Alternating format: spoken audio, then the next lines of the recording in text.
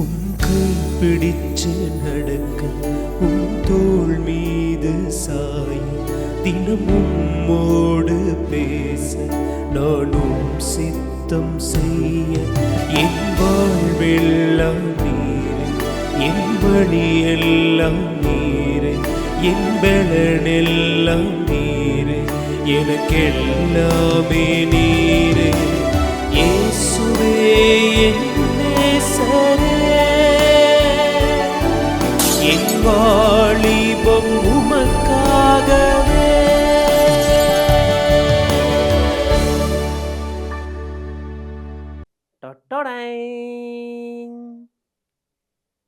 என்ன அருமையான காற்று! என்னுடைய எஜமானியம்மா துவச்சு என்னை அழகாக வைத்திருக்கிறார்கள். என்ன ஒரு சந்தோஷமான நறுமணம், கம்ஃபோர்ட்டின் வாசனை என்னை தூக்குகிறது. என்னை பார்க்குற எல்லாரும் பாராட்ட போறாங்க. ஆமா, என்ன ஒரு கெட்ட வாடை, குடலை பிரட்டுதே. ஷை, யார் நீ? பார்த்தாலே தெரியல. நான் தான் அழுக்கு துணி. அழுக்கு துணியா? கன்றாவி கன்றாவி, தள்ளிப்போ தள்ளிப்போ. என்னை பார்த்தா எவ்வளவு அழகா இருக்கீங்க பாரு. என் உடம்புல ஏதாவது ஒரு சொட்டு அழுக்கு இருக்கா? நீங்க பாரு, ஐயோ காஞ்ச கறி துணி. நீ என் பக்கத்துல நாரி துணி, தள்ளிப்போ. ஹலோ, ஆரம்பத்துல நானும் அப்படிதான் இருந்தேன். இப்பதான் இப்படி ஆயிட்டேன்.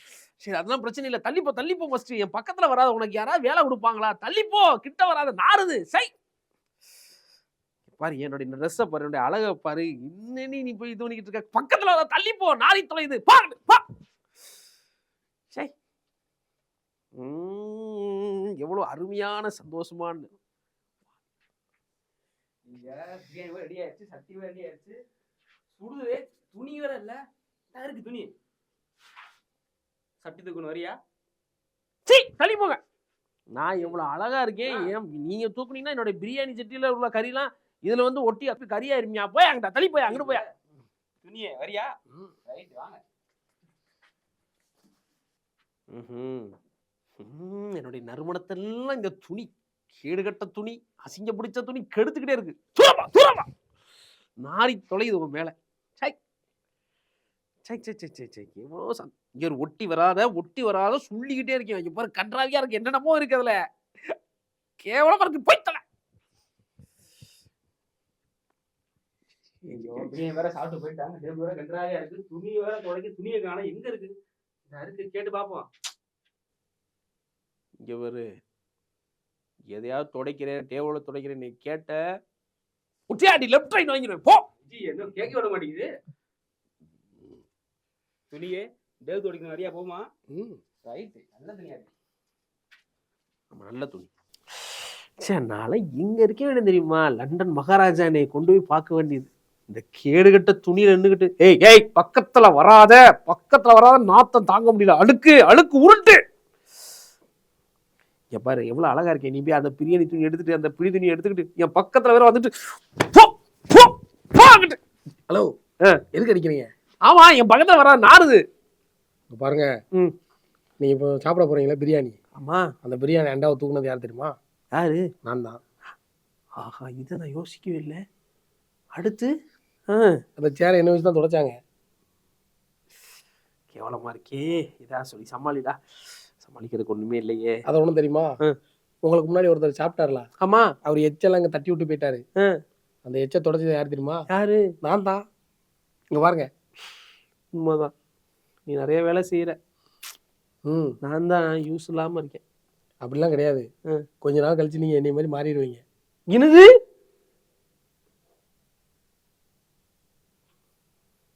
அதனால நம்ம 2 பேரும் ஒண்ணுதான்.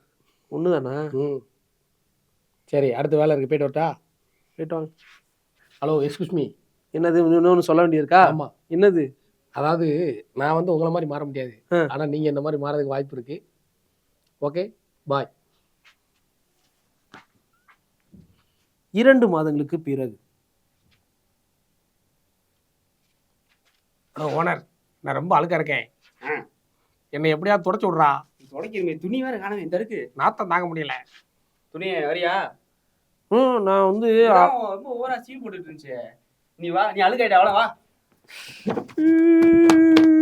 அவ்வளோ வேஸ்ட், வா.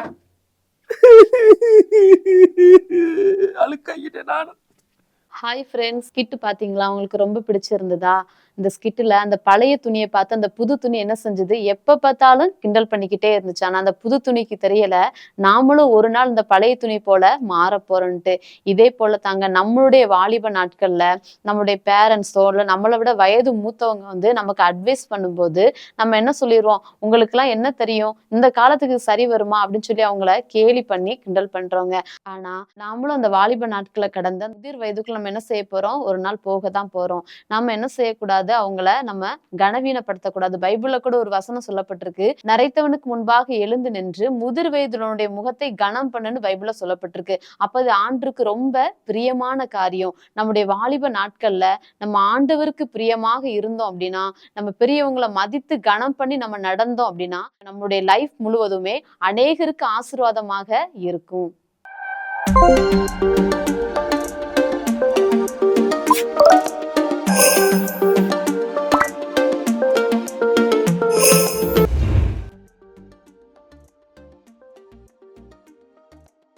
Praise the Lord. ஆண்டவராகிய இயேசு கிறிஸ்துவின் நாமத்தினாலே உங்களுக்கு என்னுடைய அன்பின் வாழ்த்துக்கள். இன்னைக்கு நம்ம என்ன பார்க்க போகிறோம்னா, கண்மணி பிள்ளைகளாகிய நீங்கள்லாம் நல்லா வளர்ந்து வருகிற பிள்ளைங்க, நல்லா வளர்ந்து துளிர்த்து தழைத்து, ஏன்னா நீங்கள் இன்னும் நிறைய காரியங்களை இந்த பூமியில் செய்ய வேண்டியவர்கள். உங்களால் இந்த பூமி அதிகமாக ஆசீர்வதிக்கப்பட போகுது. அதற்காக தான் இந்த மாதிரி நல்ல காரியங்களையெல்லாம் கற்றுக்கொண்டு அவைகளின்படி செய்து, இத்தனை நாள் நம்ம எப்படி இருந்தோமோ, என்ன தெரிஞ்சிச்சோ தெரியலையோ, அதை பற்றிலாம் கவலையப்பட வேண்டாம். என்றைக்கு நமக்கு சொல்லப்படுதோ அந்த நாள் தான் நமக்கு ரொம்ப முக்கியமான நாள். இந்த நாளில் நமக்கு ஆண்டவர் சொல்லுகிற வார்த்தை என்னன்னா, பைபிளில் நாகூம் என்று ஒரு தீர்க்க தரிசன புஸ்தகம் இருக்குது. அதில் 1வது அதிகாரம் 7வது வசனம் சொல்லுகிறது, கர்த்தர் நல்லவர். ஆண்டவர் யாரா? நல்லவர். இக்கட்டு நாளிலே அரணான கோட்டை. கஷ்டமான நேரங்கள், கஷ்டமான பிரச்சனையான சூழ்நிலைகள், சோதனையான நேரங்கள் கண்மணி வாழ்க்கையில் வரும்ல, நிறைய வரும் சோதனையெல்லாம். என்ன சோதனையான நேரமே அந்த வாலிப வயது தான். ஆனால் அப்படி நாட்களில் அவர் யாரா? நமக்கு அரணான கோட்டை.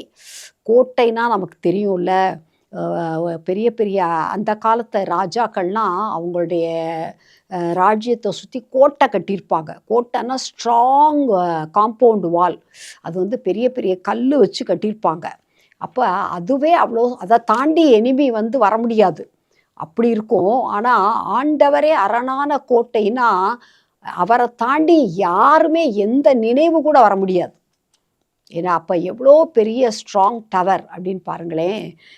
ஆண்டவர் கர்த்தர் இக்கட்டு நாளிலே, பிரச்சனையான சூழ்நிலையில், நல்ல நல்ல நேரத்தில் எல்லாரும் உதவி செய்யலாம், எல்லாரும் பாதுகாப்பாக சுற்றி இருக்கலாம். கஷ்டம் வரும்போது, பிரச்சனை வரும்போது, சோதனை வரும்போது யார் தான் அரணான கோட்டை? ஆண்டவர். நல்ல ஆண்டவர் தான் அரணான கோட்டை. தம்மை நம்புகிறவர்களை அறிந்திருக்கிறார். நீங்கள் நம்புறீங்களா இந்த வார்த்தையை? கர்த்தர் நல்லவர் நம்புறீங்களா? அவர் எனக்கு அரணான கோட்டை நம்புறீங்களா? அப்படின்றத கர்த்தர் அறிந்திருக்கிறார். அவரை நம்பி கூப்பிட்டோன்னா உடனே வந்துடுவார். சரியா? இந்த உலகத்தில் எத்தனையோ விதமான பாதுகாப்பு, பணம் பாதுகாப்புன்னு நினைக்கிறாங்க, படிப்பு, பதவி, அதிகாரங்கள், அப்புறம் ஆட்கள். நம்ம எல்லாரும், நம்ம சொந்தக்காரங்கள்லாம் நாங்கள் பெரிய ஃபேமிலி, ஊன்னா எல்லாரும் வந்துடுவாங்க, அதெல்லாம் பாதுகாப்புன்னு நினைக்கிறாங்க இல்லை. ஆனால் உண்மையான பாதுகாப்பு யார் தெரியுமா? நம்ம கூடவே இருக்கிற ஆண்டவர் தான். ஏன்னா அவர் நம்ம கூடவே இருக்கார். இவங்கெல்லாம் நம்ம ஃபோன் பண்ணி சொன்னால், ஆள் அனுப்பி சொன்னால், ஏதாவது ஒரு வகையில் கேள்விப்பட்டால் தான் வருவாங்க. ஆனால் ஆண்டவர் நம்ம கூடவே இருக்கார், பார்த்தீங்களா? அதனால் நமக்கு நடக்கிற எல்லாமே அவருக்கு தெரியும். நம்மை குறித்து எதிரி என்ன நினச்சி தாக்க வர்றாங்கங்கிறதும் அவருக்கு தெரியும். அப்போ நம்மளை அந்த வழியே போக விடாதபடி கூட அவர் பாதுகாப்பார். அப்படி ஒரு ரொம்ப நல்ல ஆண்டவர். அதனால தான் கர்த்தர் நல்லவர் என்பதை ருசித்து பாருங்கள்னு தாவீது ராஜா சொல்கிறாரு. இப்போ நான் சொல்கிறேன், பிரியாணி ரொம்ப சூப்பர் டேஸ்ட்டாக இருக்கும். பிரியாணி சாப்பிட்டா, மட்டன் பிரியாணின்னு சொன்னேன்னா நீங்கள் என்ன சொல்வீங்க? ஆமாம், நீங்கள் சாப்பிட்டு வந்து சொல்கிறீங்க, எங்களுக்கு கொடுத்தா தானே நாங்களும் சொல்லுவோம் அப்படின்னு சொல்லுவீங்களா? சொல்ல மாட்டிங்களா? கண்மணிகளே, சொல்லுவீங்கல்ல. நீங்கள் மட்டும் சாப்பிட்டு நல்லா இருக்குன்னு சொன்னால் நாங்கள் ஆமான்னு சொல்லணுமா அப்படின்னு சொல்லுவீங்கல்ல, அதுபோல் அவங்க ருசித்து பார்க்கணும். நான் ருசித்து பார்த்ததுனால இவ்வளோ தெளிவாக தைரியமாக திட்டமாக உங்களுக்கு சொல்கிறேன். சரியா? ஆண்டவர் தம்மை நம்புகிறவர்களை அறிந்திருக்கிறார். எனக்கு ஆண்டவர் தான் துணை அப்படின்னு நான் வாழ்கிறேன். அது ஆண்டவருக்கு தெரியும். ஏன்னா அப்படிப்பட்ட ஆண்டவரை தான் நான் நம்புகிறேன். அவருக்கு என்னையவே தெரியாது அப்படின்னு நான் நிச்சயமாக சொல்லவே மாட்டேன், சொல்ல முடியாது. ஏன்னு கேட்டால் என்னை உண்டாக்கினவர் அவர். எங்கள் அம்மா அப்பாவுக்கு என்னைய தெரியுமா தெரியாதா? நான் எத்தனாவது பிள்ளை, எனக்கு எத்தனை வயசு, எனக்கு என்ன குணம்லாம் இருக்குது, எப்படிலாம் நான் இருக்கிறேன் அப்படிங்கிறது எங்கள் அம்மா அப்பாவுக்கு தெரியுமா தெரியாதா? கண்டிப்பாக தெரியும். என்ன அவங்க நல்லவங்களோ கெட்டவங்களோ கண்டிப்பாக இது என் பிள்ளை அப்படின்னு சொல்லுவாங்க இல்லை? அதுபோல் கர்த்தர் அவரை நம்புகிறவங்கள நல்லா அறிந்திருக்கிறாரு. என்னை அறிந்த ஆண்டவரை தான் நான் அறிந்திருக்கிறேன், ஆராதிக்கிறேன். இதுதான் ஒரு வாழ்க்கையினுடைய ஒரு நல்ல அஸ்திபாரம். இது என் மனசில் அடியில் இருந்துச்சுன்னு வச்சுருக்காங்களேன், என்னை யாராலையும் அசைக்கவே முடியாது. எந்த ஒரு சோதனையினாலும், எந்த இக்கட்டுனாலும், எந்த வியாதினாலும், எந்த தேவையினாலும், எந்த ஒரு பிரச்சனையான காரியமாக இருந்தாலும் நான் ஸ்டெடியாக இருப்பேன். ஏன்னா எனக்குள்ளே யார் இருக்கா? உலகத்தில் இருக்கிறவனிலும் உங்களில் இருக்கிறவர் பெரியவர். அவங்க எவ்வளோ பெரிய ஆள் எனக்கு எதிர்த்து வந்தாலும் சரி, என்ன செய்ய முடியும்? மிஞ்சி போனால் என்னை கொல்லலாம், அவ்வளோதானே செய்யலாம்.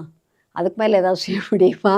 அப்படியே கொன்னாலும் நான் ஆண்டவர் என்னை அறிந்திருக்கிறார், நான் ஆண்டவரை அறிந்திருக்கிறான், நான் பரலோகத்துக்கு தான் போவேன். என்ன அதனால் நான் இந்த உலகத்தை தைரியத்தோடு கண்மணி பிள்ளைகள் எப்படி வாழணும், ஒரு நல்ல பாதுகாப்பு அப்படின்னா, நல்ல ஆண்டவரை, அரணான கோட்டையான ஆண்டவரை, என்னை அறிந்திருக்கிறவரை நான் அறிந்து நம்பிக்கையாக வாழ வேண்டும் அப்படிங்கிறத தான் நான் உங்களுக்கு இன்றைக்கு சொல்ல போகிறேன். சரியா? அது எப்படின்னு கேட்டால் பாருங்கள், ஒரு பேங்க்கில் போய் நம்ம ஒரு அக்கௌண்ட் வச்சுருக்குறோம் அப்படின்னா, நம்ம பல வருஷமாக அதில் அக்கௌண்ட் வச்சுருந்தோன்னா, நம்ம போன உடனேயே அங்கே ஸ்டாஃப் மாறிட்டே இருப்பாங்க. ஆனால் இருக்கிறவங்களுக்கு நம்மளை என்ன செய்யும், அடிக்கடி நம்ம போனால் நம்மளை பார்த்த உடனே தெரியும், உங்கள் ரெகுலர் கஸ்டமர் அப்படின்றத அவங்க தெரிஞ்சு நமக்கு உடனே ஹெல்ப் பண்ணுவாங்க, நமக்கு எல்லா உதவிகளையும் செய்வாங்க. ஒரு மனிதர் அடிக்கடி ஃப்ளைட்டில் பிஸ்னஸ் விஷயமாக போவாராம். அவர் அமெரிக்கன் ஏர்லைன்ஸை மட்டும்தான் நம்புவாராம். அதுதான் சேஃப்டி, அதில் போனால் நான் போக வேண்டிய இடத்துக்கு பத்திரமா போய் சேர்ந்துருவேன் அப்படின்னு எந்த ஊருக்கு போனாலும் அமெரிக்கன் ஏர்லைன்ஸில் தான் டிக்கெட் வாங்குவாராம். அப்போ அந்த கம்பெனி அவரை அறிந்திருக்கிறது. இவர் அந்த கம்பெனியை நம்புகிறார்ல, அந்த கம்பெனி அவரை அறிந்து அவருக்கு ஒரு பிளாட்டினம் கார்டு ஒரு பிளாட்டினம் கார்டு கொடுத்துருக்காங்க. அந்த அவங்க கம்பெனியில் அவர் அதை தான் யூஸ் பண்ணுறாரு. லட்சக்கணக்கான மைல்கள் அவர் அந்த ஃப்ளைட் வழியாக ட்ராவல் பண்ணியிருக்கிறாரு அப்படிங்கிறதுக்காக ஒரு பிளாட்டினம் கார்டு அவங்களுக்கு கொடுத்துருக்குறாங்களாம். இது மாதிரி அதுக்கு அடுத்த லெவல் கோல்டன் கார்டு. என்ன, அந்த கோல்டன் கார்டு வச்சுருக்கிறவங்களும் ரொம்ப வேல்யூபிள் பார்ட்டி. அவங்களும் அந்த ஏர்லைன்ஸை அதிகமாக யூஸ் பண்ணுறவங்க. ஒரு டைமில் ஒரு ஃப்ளைட்டுக்கு டிக்கெட் எடுக்க போகும்போது ரொம்ப கூட்டம். என்ன, அப்போ கூட்டத்தை குறைக்கணும். சீட்டு ஃபிக்ஸட் சீட் தானே ஃப்ளைட்டில், இல்லை ஓவர் டிக்கெட்லாம் ஸ்டாண்டிங்லாம் போட முடியாது. அப்போ அவங்க என்ன செய்கிறாங்கன்னா, கோல்டன் கார்டு வச்சுருக்கவங்க மட்டும் நில்லுங்க, மற்றவங்களுக்கெல்லாம் நீங்கள் வேறு ஃப்ளைட்டில் அடுத்த ஃப்ளைட்டில் தான் வர முடியும், இந்த ஃப்ளைட்டில் இடம் இல்லைன்னு சொல்லிடுறாங்க. அப்போது எல்லாரும் கோல்டன் கார்டு வச்சுருக்கவங்களாம் அவங்க கார்டை தூக்கி காட்டுறாங்க. காட்டினோன்னே சரி நீங்கள் எல்லாம் க்யூவில் நில்லுங்க, உங்களுக்கெல்லாம் சீட் முதல்ல போட்டுறோன்றாங்க. ஆனால் பின்னால் வரிசையில் இந்த பிளாட்டினம் கார்டு வச்சுருக்காருல, அவர் பின்னால் நிற்கிறாரு. ஆனால் அவர் உயர்த்தி காட்டும்போது என்ன கார்டு காட்டுறாரு? பிளாட்டினம் கார்டு காட்டுறாரு. அப்போ கோல்டை விட பிளாட்டினம் காஸ்ட்லி. என்ன, விலை கூட பிளாட்டினம்லாம். நம்ம கோல்டு ஜுவல்ஸுக்கே எவ்வளோ பயமாக இருக்குது, திருடு போயிடுது. பிளாட்டினம் அதை விட காஸ்ட்லின்னா அப்போ எவ்வளோ ப்ரெஷியஸ் இல்லையா, விலையேற பெற்றது. உடனே அந்த கவுண்டரில் இருக்கிறவர் அந்த பிளாட்டினம் கார்டு வச்சுருக்கிறவர் முதல்ல வாங்க, உங்களுக்கு தான் ஃபஸ்ட்டு டிக்கெட் அப்படின்னு சொல்லிட்டுன்னு அவருக்கு போட்டு கொடுக்குறாங்க. காரணம் என்ன, அவர் லட்சக்கணக்கான மைல்கள் இந்த ஏர்லைன்ஸ் அமெரிக்கன் ஏர்லைன்ஸை நம்பி ட்ராவல் பண்ணியிருக்கிறார். பாருங்கள், இவர் அந்த ஏர்லைன்ஸை தான் நம்புகிறாரு, அதை தான் அவர் யூஸ் பண்ணுறாரு. அதனால் இவருக்கு போகிறதுக்கு முதலிடம் கொடுக்க வேண்டும் என்று கம்பெனி அறிந்திருக்கிறது. அந்த கம்பெனியுடைய பாதுகாப்பை இவர் அறிந்திருக்கிறார்.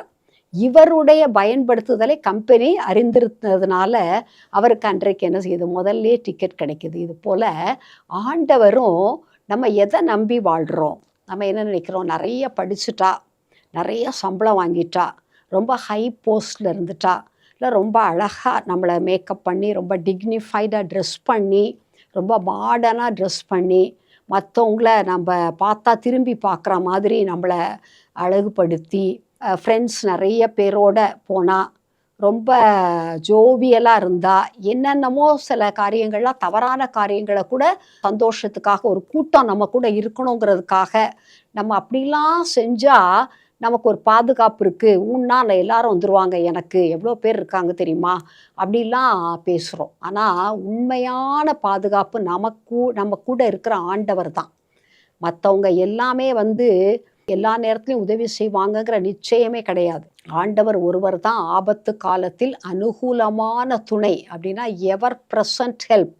He is ready to help us at any time. நமக்கு உதவி செய்வதற்கு அவர் ஆயத்தம் உள்ளவராக இருக்கிறார். ஒரு காரியம் என்ன, அவரை நம்பி கூப்பிடணும். ஏசப்பா எனக்கு உதவி செய்யுங்கன்னு கூப்பிட்டா போதும், சரியா? எனவே இந்த இளம் வயதிலே இந்த கண்மணிகளாக வளருகின்ற உங்களுக்கு பாதுகாப்பு இந்த உலகத்தில் வேறு எதுவுமே கிடையாது. எல்லாமே தேவை, வேண்டான்னு சொல்ல மாட்டேன், எல்லாமே தேவை, எல்லாமே செகண்டரி தான். முதல் பாதுகாப்பு யாருன்னா ஆண்டவர் தான். ஏன்னா அவர் நல்லவர். அவர் எப்படி நமக்கு இருக்கிறார்னா, இக்கட்டு நாளில் அரணான கோட்டைன்னு போட்டிருக்கு. நல்லா இருக்கிற நேரத்தில், பாதுகாப்பாக இருக்கிற நேரத்தில், எல்லாம் ஃபேவரபுளாக இருக்கிற நேரத்தில் நமக்கு யாரும் தேவையில்லை, எல்லோரும் நம்ம கூட இருப்பாங்க. ஒரு ஆபத்து வருது அப்படின்னா எல்லாருமே என்ன செஞ்சுருவாங்க, விலகிறதான் செய்வாங்க. ஒரு தேவை வருது, அப்படி ஒரு சூழ்நிலை வருதுன்னா, ஐயோ நம்மளால் இவ்வளோ ஹெல்ப்பெல்லாம் பண்ண முடியாது அப்படின்ற ஒரு நிலைமை கூட, கைவிடப்பட்ட நிலைமை கூட, அப்படி கைவிடப்பட்டவங்களாம் அழுதுட்டுருக்கிறவங்களாம் எத்தனையோ பேர் உலகத்தில் இருக்காங்க, சரியா? ஆனால் இன்றைக்கு ஆண்டவர் உங்களோட பேசுகிறார். கர்த்தர் நல்லவர். இக்கட்டு நாளில், அது எல்லாருக்குமே வரும், இக்கட்டுங்கிறது எல்லாருடைய வாழ்க்கையிலையும் வரும். அந்த இக்கட்டு நாளில் நம்ப வேண்டிய ஒருத்தர் ஆண்டவராகிய இயேசு கிறிஸ்து. அவர் தம்மை நம்புகிறவர்களை அறிந்திருக்கிறார். இதை நாம் அறிந்து அவரை என்ன செய்யணும், ஏற்றுக்கொள்ள வேண்டும், அவரை நம்ப வேண்டும், அவரை கூப்பிட வேண்டும். ஓகே, இப்போ எரேமியா தீர்க்கதரிசி சொல்லும்போது ரொம்ப அழகாக சொல்கிறாரு. என்ன, கர்த்தரை நம்புகிறவங்க எப்படி இருப்பாங்க அப்படின்னு சொல்கிறாரு. இந்த உலகத்தில் நல்லா இருக்கணும்னா நம்ம நல்ல காலேஜில் படிச்சிருக்கணும், நிறையா மார்க் எடுக்கணும், நமக்கு நிறையா ரெக்கமெண்டேஷன்ஸ் இருக்கணும், பணம் கொடுத்து சீட் வாங்கணும், இப்படிலாம் நிறைய காரியங்கள் நடக்கிறத நம்ம கேள்விப்படுறோம்ல.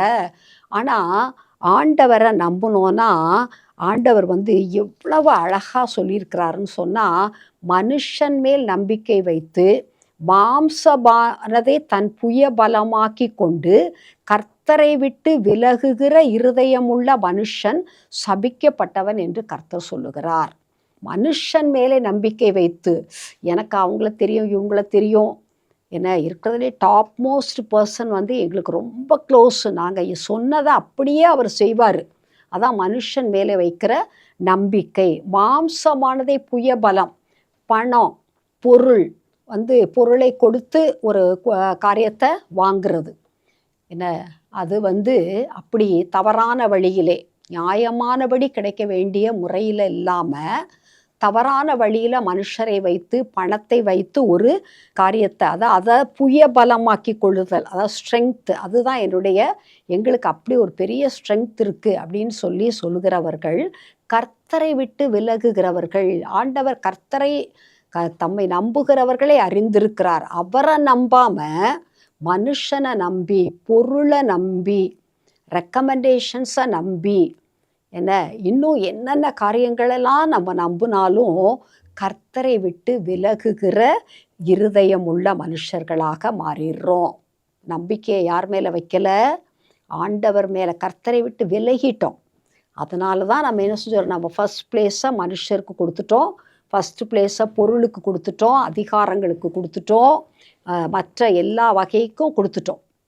யாருக்கு ஃபஸ்ட் பிளேஸ் கொடுக்கல, நம்மை படைத்த ஆண்டவரை விட்டு விலகி விட்டோம். அவரே நினைக்கல, நம்ம விரும்பினதை நம்மக்கிட்ட இருக்கிறத வச்சு சாதிக்கிறோம் அப்படின்னு நினைக்கிறோம் இல்லையா?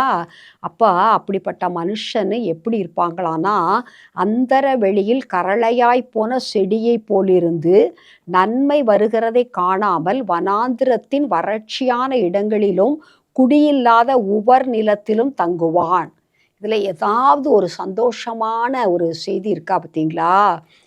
அந்தர வெளி, கரளையாய் போன செடி, இதெல்லாம் நம்ம விரும்பவே மாட்டோம். பச்சை பசேருன்னு இருக்கிற நல்ல செடியை தானே விரும்புவோம். அப்போ அந்தர வெளி எப்படி இருக்கும்? அந்த என்ன கரளையாக போன அந்த அவாந்தர வெளி அப்படின்னா அதில் முள், கல், வேண்டாத செடிகள், என்ன சில சமயங்களில் பாய்சன் செடி கூட அதில் இருக்கும். அப்படிப்பட்ட இடத்துல போய் நிற்கிறவங்க, கரளையாய் போன செடி, என்ன அதுக்கு இருக்கு நன்மை வருகிறதை காணாமல். இப்போ நம்ம எதிர்பார்த்துருக்கிற நன்மை முடிவில் வராது. ஏன்னு கேட்டால் இது மாம்ச பலத்தில் பெற்றுக்கொண்டது, இது மனுஷருடைய பலத்தினால பெற்றுக்கொண்டதுனால எதிர்பார்த்திருக்கிற நன்மை இதில் பார்க்க முடியாது. வனாந்திரத்தின் வறட்சியான இடம், வனாந்திரமே மனுஷர் குடியிருக்கிற இடம் கிடையாது, மிருகம் இருக்கிற இடம்தான். வறட்சியான இடம், அதுலேயும் அங்கே தண்ணியே இருக்காது. அப்படின்னா மிருகம் கூட தண்ணி இருக்கிற இடத்த தேடி தான் போகும். அப்படி ஒரு மோசமான ஒரு இடத்துல நாம் தங்க வேண்டிய ஒரு நிலைமை வரும். குடியில்லாத உவர் நிலம், உவர் நிலத்தில் என்ன செய்ய முடியாது, அங்கே குடிக்கிறதுக்கே தண்ணி கிடைக்காது. உவர் நிலம்னா அந்த தூத்துக்குடி கடலை ஒட்டி இருக்கு இல்லையா, அந்த உவர் நிலம்னு சொல்லுவாங்க. அங்கே கடல் தண்ணி தான், தோண்ட கடல் தண்ணி தான் வரும். குடிக்கிறதுக்கு ரொம்ப கஷ்டம், வெளியே தான் நம்ம வாங்கணும் சமைக்கிறதுக்கு எல்லாத்துக்குமே. அப்படி உவர் நிலம்னா அங்கே செடியெல்லாம் முளைக்காது, எதுவுமே. நம்ம ஒரு நல்ல சந்தோஷமான ஒரு பச்சை பசேர்ன்ற அழகாக பூத்திருக்கிற காய்ச்சிருக்கிற அப்படி இதெல்லாம் எதுலேயுமே பார்க்கவே முடியாது. அப்படிப்பட்ட ஒரு ஒரு விரும்பத்தகாத ஒரு சூழ்நிலையில் நாம் தள்ளப்படுகிறோம். ஆனால் கர்த்தர் மேல் நம்பிக்கை வைத்து கர்த்தரை தன் நம்பிக்கையாக கொண்டிருக்கிற மனுஷன் பாக்கியவான். ஆண்டவர் மேலே என்ன வைக்கணும்? கர்த்தர் தம்மை நம்புகிறவர்களை அறிந்திருக்கிறார். என்னை அறிந்திருக்கிற, என்னை உண்டாக்கின, என் பலன் என்ன, என் அறிவு என்ன, என் திறமை என்ன, என் எதிர்காலம் என்ன, என் குணநலன் என்ன, என் மனநிலை என்ன, என் குடும்ப நிலை என்ன, என்னுடைய எதிர்காலம் என்ன என்று என்னுடைய காரியத்தை முழுவதும் அறிந்தவர் என்னை உண்டாக்கின தேவன்தான். நம்ம அம்மா அப்பா கூட தெரியாது, ஆனால் ஆண்டவருக்கு தெரியும். என்ன, அவர் மேலே, கர்த்தர் மேல் நம்பிக்கை வைத்து கர்த்தரை தன் நம்பிக்கையாக கொண்டிருக்கிற மனுஷன்.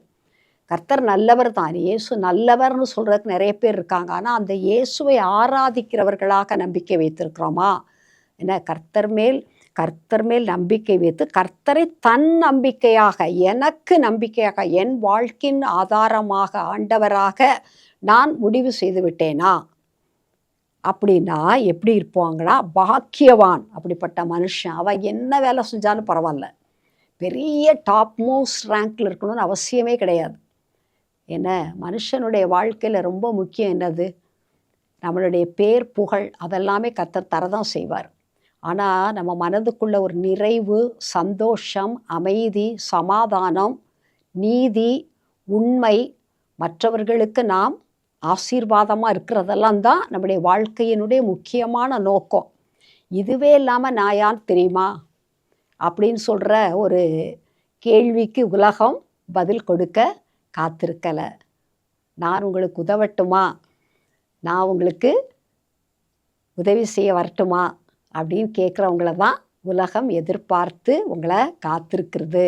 ஏன்னா கண்மணி பிள்ளைகள் அல்லவா, அவங்க எப்படி இருப்பாங்களான்னா, தண்ணீர் அண்டையில் நாட்டப்பட்டதும், வாய்க்கால்கள் ஓரத்தில் நடப்பட்டிருக்கிற செடியெல்லாம் பார்த்துருக்கீங்களா? எப்படி இருக்கும்? காஞ்சி பையாக இருக்கும், கரளையாவாக இருக்கும். அது எப்போவும் அதுக்கு தண்ணி கிடச்சிக்கிட்டே இருக்கும், அது வளர்ந்துக்கிட்டே இருக்கும். அது காலத்தில் அது அழகாக பூக்கும், அது அழகாக கனி கொடுக்கும். அதை பார்க்குறதுக்கே நமக்கு எப்படி இருக்கும்? பார்த்துக்கிட்டே இருக்கணும் போல், அந்த இடத்துல தங்கி இருந்து அதை கவனிக்கணும் போல் இருக்கும். கால்வாய் ஓரமாய் தன் வேர்களை விடுகிறதும், வேர் ரொம்ப முக்கியம் இல்லை? இன்னர் மேன், நம்முடைய வாழ்க்கையில் ரொம்ப முக்கியம் என்னது? நம்மளுடைய இன்னர் மேன், நம்மளுடைய இருதயம், நம்மளுடைய மனது, நம்மளுடைய உள்ளான நோக்கம், ஒழுக்கம், கட்டுப்பாடு, பரிசுத்தம், இதுதான் முக்கியம். அதான் வேறு. ஒரு மரம் வெளியே ரொம்ப அழகாக பச்சை பசேருன்னு இருக்குது, நிறையா பூ இருக்குது, நிறைய பிஞ்சு இருக்குது, நிறைய காய் இருக்குது, பழம் இருக்குது, பறவைகள் வந்து தங்குது, வழி பிரயாணிகள்லாம் நிழலில் படுத்து தூங்குறாங்க, பழத்தை சாப்பிட்டு சந்தோஷப்படுறாங்க. அப்படின்னா அந்த மரத்தினுடைய வேர் அது மறைவாக இருக்கும், பூமிக்குள்ளே தான் இருக்கும். அது மிகவும் ஆழத்துக்குள்ளே போகும், படர்ந்து போய் எல்லா பக்கத்தில் இருக்கிற தண்ணியையும் உறிஞ்சி அது வெளியே தெரியவே செய்யாது. அது செய்கிற வேலையெல்லாம் அதை கண்ணில் பார்க்கவே முடியாது. ஆனால் வெளியில் பார்க்கும்போது அது எப்படி இருக்கும்? ரொம்ப பிரயோஜனமான, ஆசீர்வாதமான, அநேகர் விரும்பி அந்த நிழலிலே தங்கக்கூடிய, அந்த கனிகளை புசிக்கக்கூடிய பறவைகள் கூட அங்கே கூடு கட்டி தங்கக்கூடிய, மிருகங்கள் கூட அந்த இடத்துல வந்து தங்கக்கூடிய, அப்படி ஒரு நல்ல வேர் விடுதல் ஒரு வாழ்க்கையில். Inner man is very important. ஏன்னா இன்னர் மேன் நல்லா இல்லாமல் வெளியே அவுட்டரில் ரொம்ப ஷோயியாக இருந்து நோ யூஸ். ஆண்டவருக்கே அது பிடிக்காது. அவங்க பார்த்தோன்னே சொல்லிடுவாங்க, இதெல்லாம் வேஷம், வெளியில் பார்க்குறதெல்லாம் வேஷம், உள்ளுக்குள்ளே இவங்களால் பிரயோஜனம் கிடையாது அப்படின்ற அளவுக்கு நம்முடைய வாழ்க்கை, கண்மணிகளுடைய வாழ்க்கை வேர் வந்து எப்படி இருக்கணும்? மறைந்து இருக்கும். ஆனால் அது ஆழமானதாக வேர் விடு, கால்வாய்கள் ஓரமாக தன் வேர்களை விடுகிறதும், உஷ்ணம் வருகிறதை காணாமல் இலை பச்சையாக இருக்கிறதும். அதுக்கும் வெயில் அடிக்கும். அதுக்கும் வெயில் காலம் வருமா வராதா? அக்கினி நட்சத்திரம்லாம் அதுக்கு வரும். அது மேலேயும் காஞ்சு போகிற மாதிரி வெயில் அடிக்கும். அதுபோல் சோதனைகள் வரதான் செய்யும். கண்மணிகளுக்கு சோதனைகள், அக்கினி போன்ற சோதனைகள், என்ன தண்ணீர் போன்ற சோதனைகள், வெள்ளம் போன்ற சோதனைகள். சத்துரு வெள்ளம் போல வருவான் அப்படின்னு தான் பைபிளில் போட்டிருக்கோம். என்ன அக்கினி, என்ன அப்படி போன்ற சோதனைகள், எரித்து விடுகிற மாதிரி சோதனைகள் வந்தால் கூட இலை எப்படி தான் இருக்குமா? பச்சையாக தான் இருக்குமா. ஏன்னா அப்படி ஒரு வறட்சியான காலம், உஷ்ணம் வந்தால் கூட இலைகள் எப்படி இருக்கும்? பச்சையாக இருக்கும். அது வந்து மழை தாழ்ச்சியான வருஷத்திலும் வருத்தமின்றி தப்பாமல் கனி கொடுக்கும். Seasonal fruits. ஒவ்வொரு வயதுலேயும் என்ன 15 வயசுனா அவள் எப்படி இருக்கும், 18 வயசுனா எப்படி இருக்கும், 21 வயசுனா எப்படி இருக்கும், 25 வயசு, 27 வயசு, 30 வயது, 35 வயது, 40 வயது, 45 வயது, எல்லா வயதுலேயும் வித்தியாசமான ஸ்டேஜ். ஏன்னா 15 வயது பிள்ளைக்கு இருக்க வேண்டிய கட்டுப்பாடு இருக்கணும். 15 வயதுலேயே 25 வயது பிள்ளையோடைய நிலைமைக்கு போயிடக்கூடாது. அது ஓவர். தன் காலத்தில் தன் கனியை கொடுக்கணும். அந்த காலத்துக்குரிய ஒழுக்கம், அந்த காரியத்துக்குரிய கட்டுப்பாடு இருந்ததுன்னா நீ 25 வயதில் நல்ல நிலைமைக்கு வருவ. 20 வயதில் இருக்க வேண்டிய ஒழுக்கம் சரியா இல்லை, நான் 30 வயதில் லெவலுக்கு போச்சுன்னா யூஸ்லெஸ்ஸாக தூக்கி எறியப்பட்ட பாத்திரமாக போயிடும். நான் சொல்கிறது புரியும்னு நினைக்கிறேன். சரியா? கண்மணி பிள்ளைகள் எப்படி இருக்கணும்?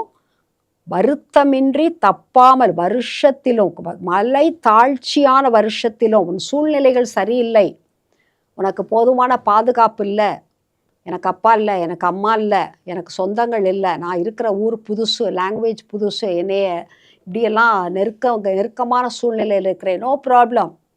கர்த்தர் தம்மை நம்புகிறவர்களை அறிந்திருக்கிறார். கர்த்தரையே உன் நம்பிக்கையாய் நீ வைத்திருந்தால் எந்த சூழ்நிலையும், எந்த மனிதரும், எந்த காரியமும் உன்னை கனி கொடுக்காமல் விடவே முடியாது. எவ்வளோ வறட்சி வந்தாலும் சரி, எவ்வளோ உஷ்ணம் வந்தாலும் சரி. சரியா? தப்பாமல் கனி கொடுக்கிற, அதுதான் கர்த்தரை அறிந்திருக்கிறதுனால அவர் உனக்கு செய்கிற காரியம். நீ தப்பாமல் கனி கொடுக்கும்படி. அப்புறம் பின்னான காலத்தில் ஐயோ நான் அப்படிலாம் தப்பு செஞ்சுட்டானே, அப்படிலாம் தவறி நடந்துட்டானே, அதனால தானே இப்போ இவ்வளோ கஷ்டப்படுறேன் அப்படின்னு வேதனைப்பட வேண்டிய சூழ்நிலை வரக்கூடாது. அதற்காக தான் இந்த செய்தியை முதலாவதாகவே அறிய செய்கிறார். நான் சொல்லலை, ஆண்டவர் உங்களோடு பேசி கொண்டிருக்கிறார்.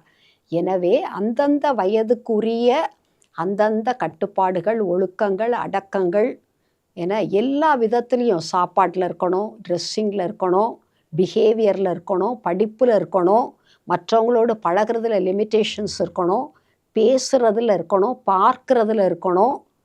ஏன்னா கையில் ஃபோன் இருக்குங்கிறதுக்காக நம்ம யூஆர் நாட் அட் லிபர்ட்டி. எல்லா நேரம் பார்த்தீங்கன்னா உன் கண் கெட்டு போயிடும், உன் மனது கெட்டு போயிடும், உன் வாழ்க்கை கெட்டு போயிடும், உன் சரீரம் கெட்டு போயிடும். அப்போ அது ஒரு 30 வயசு 40 வயசு ஆகும்போது பாதிக்கப்படும். அப்போ ரொம்ப கஷ்டப்பட வேண்டிய சூழ்நிலை வந்துடும். அது வாழ்க்கையவே அழிச்சிரும் சமயத்தில்.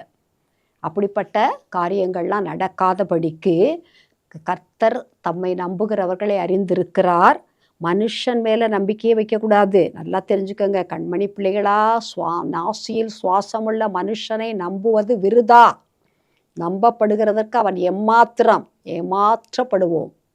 மனிதர்களை நம்பினோன்னா ஏமாற்றப்படுவோம். நிச்சயமாக கர்த்தரை நம்பினோன்னா, கர்த்தரை நம்புகிறவர்கள் என்றென்றைக்கும் அசையாமல் இருக்கும் சீயோன் பர்வதத்தை போல் இருப்பார்கள். ஒரு மலையை அசைக்க முடியுமா யாராலையும்? எவ்வளோ பெரிய பதவியாக இருந்தாலும் சரி, எவ்வளோ பெரிய பலவானாக இருந்தாலும் சரி, எவ்வளோ பெரிய படித்தவங்களாக இருந்தாலும் ஒரு மலையை அசைச்சிருவோமா? முடியாது.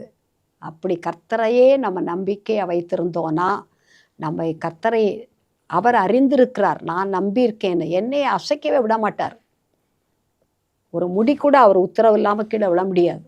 அவ்வளோ நல்ல கர்த்தர், அவ்வளோ வல்லமையுள்ள கர்த்தர், அவ்வளோ பரிசுத்தமுள்ள கர்த்தர்.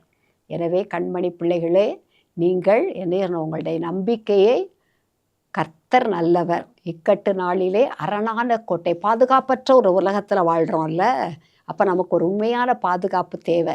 நல்ல பாதுகாப்பு யார்? நம்மோடு கூட இருக்கிற ஆண்டவர். அவரை நமக்குள்ளே வைத்து கொள்ள வேண்டும். ஆண்டவரை நீங்கள் எப்போதும் என் கூட இருங்க, நான் உங்கள் கூடயே இருக்கிறேன். அப்போ நான் எப்படி இருப்பேன்? தண்ணீர் அண்டை வச்ச ஒரு நாட்டப்பட்ட செடி போல இருப்பேன். கால்வாய் ஓரமாக வேர் விடுகிற ஒரு வாழ்க்கை. என் வேர் ஆண்டவருக்குள்ளே இருக்குது. அந்த வேர் பட்டு போகவே செய்யாது.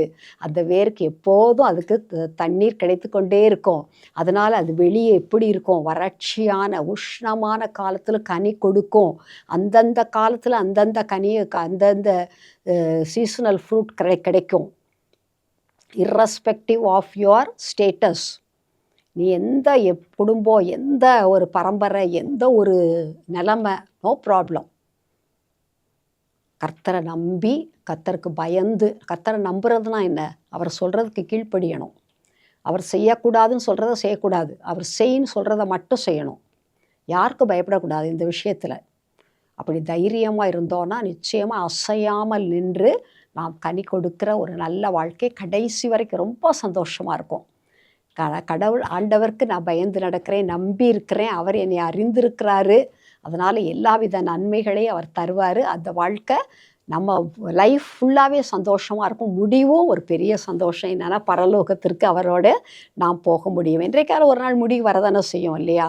எந்த வயதுலனாலும் வரலாம், எப்படினாலும் வரலாம். என்ன, ஒரு மரத்தில் இருக்கிற காயை பறிக்கிறதுக்கு அந்த ஓலை இருக்குது. அதை பிஞ்சிலையும் பறிக்கலாம். ஒரு மாங்கானா பிஞ்சாக பறித்து கூட விற்கலாம்.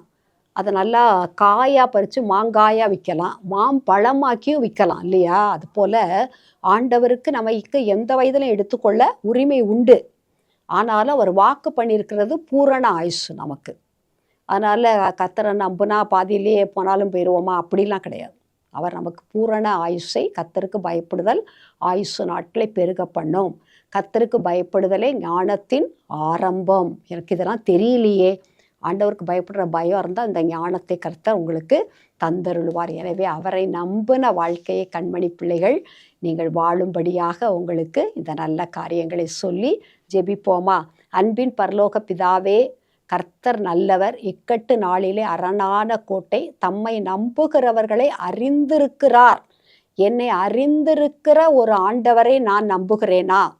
நான் நம்புகிற ஆண்டவர் என்னை அறிந்திருக்கிறாரா? என் சூழ்நிலைகளை, என் நிலைமையை, என் போராட்டத்தை, என் பிரச்சனையை, எனக்கு விரோதமாக எழும்புகிற ஆயுதத்தை வாய்க்காமல் போகும்படியாக, என் நீதியை நிலைப்படுத்தும்படியாக அவர் என்னை அறிந்திருக்கிறார். அவர் என்னோடே இருக்கிறார், என் வாழ்க்கைக்குள்ளே இருக்கிறாரு. எனவே அவரை தாண்டி என்னை யாருமே தொடவே முடியாது. நான் அவருக்காக ஒவ்வொரு வயதிலையும் ஒழுக்கமாக, கட்டுப்பாடோட, பரிசுத்தத்தோட அவருக்கு முன்பாக நிற்கும்போது நான் தப்பாமல் கனி கொடுக்கிற ஒரு மரமாக அநேகருக்கு ஆசீர்வாதமாக வாழ கர்த்தர் எனக்கு உதவி செய்வீராக என்று தங்களை ஒப்பு கொடுக்கிற ஒவ்வொருவரையும் ஆண்டவர் இந்த நாளிலே அறிந்து ஆசீர்வதிக்கிறதுக்காய் ஸ்தோத்திரம். வாழ்த்துகிறோம். இயேசுவின் நாமத்தில் பிதாவே, ஆமேன்.